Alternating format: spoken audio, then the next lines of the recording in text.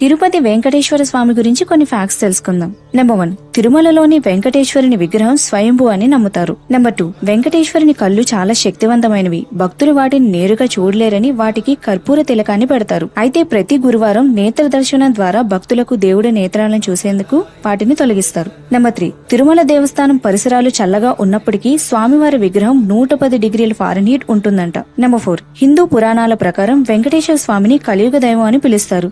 ఆయన్ని పూజించడం వల్ల మోక్షాలు లభిస్తుందని భక్తుల విశ్వాసం. నెంబర్ 5, ఇక్కడ భక్తులు తమ వినయానికి సంకేతంగా వారి కేశాలను స్వామివారికి అర్పిస్తారు. నెంబర్ 6, వెంకటేశ్వర స్వామికి అలంకరించే ఎన్నో విలువైన ఆభరణాలు ఉన్నాయి. వాటిలో కిరీటం ఒక బరువే 30 కేజీలు ఉంటుందంట. నెంబర్ 7, ఇక్కడ లడ్డు ప్రసాదాన్ని ఎంతో పవిత్రమైనదిగా భావిస్తారు. ఎందుకంటే ఇది భగవంతుని ఆశీర్వాదంగా వారు నమ్ముతారు. నెంబర్ 8, టీటీడీకి ప్రతిరోజు మిలియన్ల కొద్ది డొనేషన్స్ వస్తూ ఉంటాయి. అందులో చాలా వరకు బంగారం, డబ్బు, విలువైన వస్తువులు ఉంటాయి.